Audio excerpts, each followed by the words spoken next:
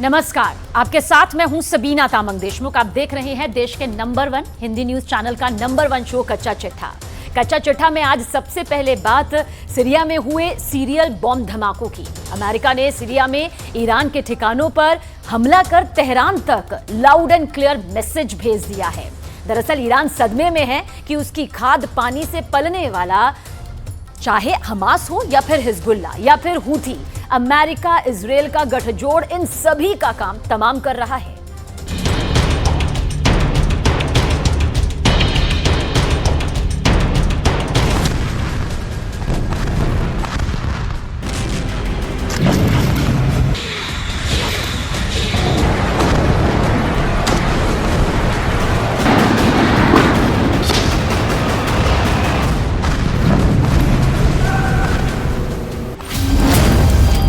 Gaza के बाद अब दमिश्क की बारी।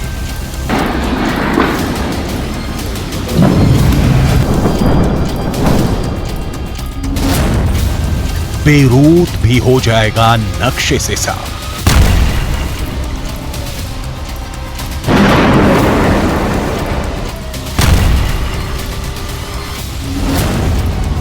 तेहरान में होगा परमाणु धमाका।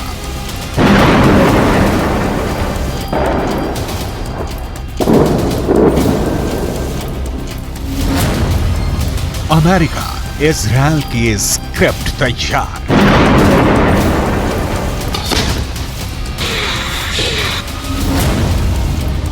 राष्ट्रपति के ऑर्डर का इंतजार।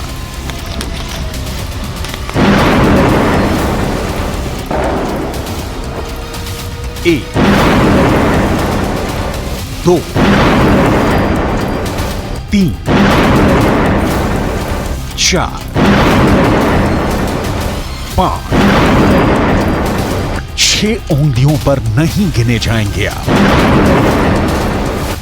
अमेरिका ने सीरिया पर बमबारी की है। अमेरिका के 2 फाइटर जेट यानी लड़ाकू विमानों ने सीरिया में मौजूद ईरान के एक सैन्य ठिकाने पर गोले गिराए हैं।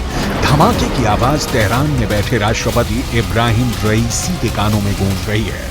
कहा जा रहा है कि अमेरिका ने सीरिया में जहां बम गिराए हैं वो ईरान से जुड़ा हथियार भंडारण केंद्र है।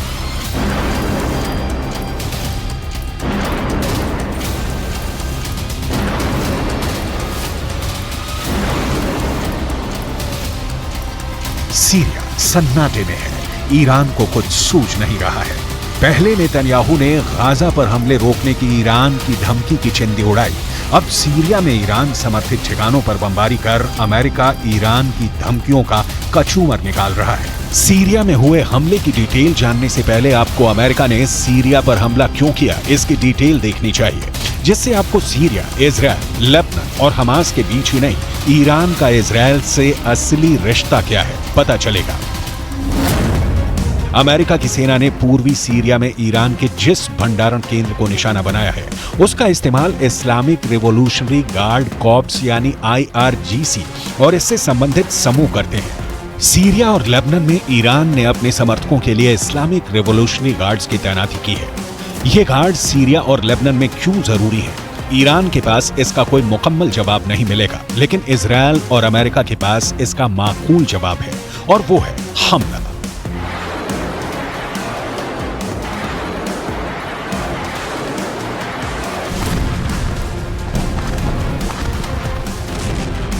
अमेरिका ने सीरिया में दूसरी बार बम बरसाए हैं। अमेरिका का दो टूक लहजे में कहना है कि सीरिया में ईरान के लड़ाके अमेरिकी कर्मियों को टारगेट कर रहे हैं। सीरिया और लेबनान में अमेरिकी सैन्य ठिकानों पर ईरान समर्थित लड़ाके लगातार हमला कर रहे हैं। अमेरिका का स्टैंड बेहद क्लियर है कि वो इजराइल युद्ध को दूसरे इलाकों में फैलने से रोकना चाहता है, लेकिन ईरान समर्थित लड़ाके भड़काने वाली कार्रवाई कर रहे हैं। 17 अक्टूबर से अब तक अमेरिका के सैन्य ठिकानों पर ईरान समर्थक लड़ाकों ने करीब 40 बार हमले किए हैं। जवाब में अमेरिका ने 27 अक्टूबर की सुबह सीरिया में ईरान समर्थित आतंकी समूहों पर आत्मरक्षात्मक सैन्य कार्रवाई की। अमेरिका ईरान को सबक सिखाने की उम्मीद में लाल सागर में एयरक्राफ्ट कैरियर आइजनहावर उतार रहा है। भूमध्य सागर में एयरक्राफ्ट कैरियर जेराल्ड फोर्ड उतार चुका है।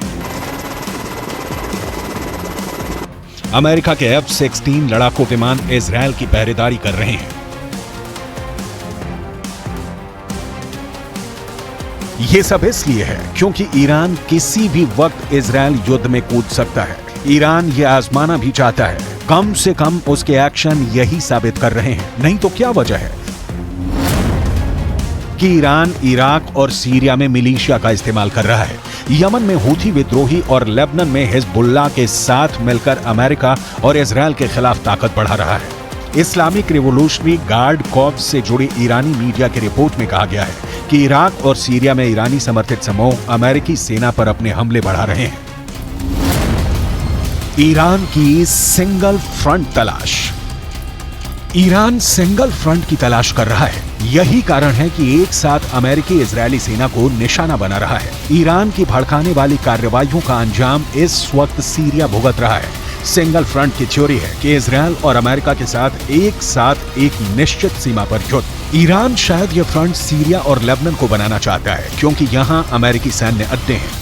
ईरान किस लेवल पर तैयारी कर चुका है इसका उदाहरण आपको भी देखना चाहिए। सीरिया में नहीं, ईरान लेबनान के हिजबुल्लाह को वो हथियार देता है कि वो इजरायल पर हमले कर सके। 2006 के युद्ध के बाद पहली बार है जब लेबनान से लॉन्च किए गए रॉकेट इजरायली क्षेत्र में सबसे ज्यादा अंदर तक पहुंच गए। हिजबुल्लाह ने कहा कि गाजा पर आक्रमण में शामिल अमेरिका और इजरायल पर हमले जारी रहेंगे। ये इजरायल को खुली धमकी है। इजरायल को जमीन पर घेरने के लिए सीरिया से लेबनान तक ईरान समर्थित ग्रुप एक हो रहे हैं। लेबनान के हिजबुल्लाह हमास को समर्थन दे रहे हैं। उनके बचाव के लिए इजरायल पर हमले कर रहे हैं। लेबनान पर इजरायल कहर बनकर टूटा है। दोनों मोर्चों पर, उत्तर में हमास के खिलाफ और दक्षिण में हिजबुल्लाह के खिलाफ, इजरायल भीषण युद्ध लड़ रहा है। भयंकर तबाही की तस्वीरें देखकर कोई भी आम आदमी कांप जाए।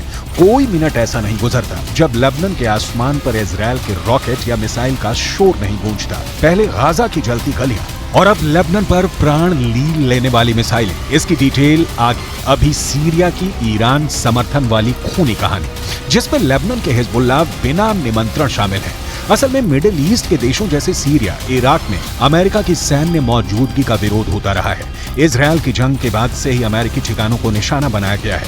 फिर चाहे हिजबुल्लाह हो या फिर यमन के हूथी, ईरान के समर्थन की वजह से ये अमेरिका का सिरदर्द बने हुए हैं। जाहिर है अमेरिका इन संगठनों और इनके समर्थक ईरान की अगली उम्मीदों को सदा के लिए जमींदोज कर देना चाहता है। नतीजा है कि गाजा के साथ साथ अब सीरिया का जलना भी शुरू हो गया है।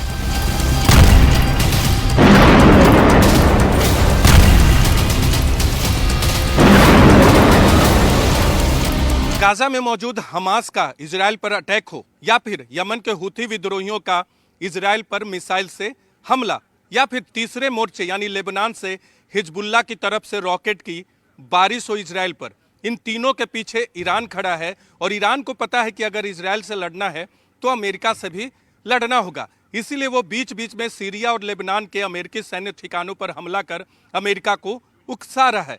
लेकिन अमेरिका की तरफ से जो रिएक्शन आ रहा है वो ईरान के होश उड़ाने वाला है। यरूशलेम में अल अक्सा मस्जिद पर इजरायल के किए गए हमले ने लेबनान, गाजा पट्टी और सीरिया से रॉकेट हमले तेज कर दिए हैं। लिहाजा इजरायल ने भी सीरिया की राजधानी दमिश्क और अलेप्पो के हवाई अड्डों सहित ईरान से जुड़े स्थानों और बुनियादी ढांचों पर बम बरसाने शुरू कर दिए। ये बात बहुत क्लियर है कि इजरायल को हमास को हराने के लिए सिर्फ हमास को नहीं बल्कि ईरान, उसके समर्थक, यमन के हूथी विद्रोही, सीरिया, लेबनान के हिजबुल्लाह को एक साथ हराना होगा। इतना बड़ा काम इजरायल अकेले के लेवल पर नहीं कर सकता क्योंकि इन सभी के साथ रूस और चीन जैसी शक्तियां खड़ी हैं। ऐसे में अमेरिका की स्वाभाविक एंट्री होती है और इन देशों या संगठनों के खिलाफ उठाया गया कोई भी अमेरिकी कदम सीधे इजरायल को फायदा पहुंचाने वाला होता है। वैसे सीरिया और इजरायल की खूनी कहानी संक्षेप में समझ लीजिए। संघर्ष का मूल कारण है 1967 का 6 दिवसीय युद्ध जिसमें इजरायल ने सीरिया को हरा दिया और गोलन हाइट्स पर कब्जा कर लिया।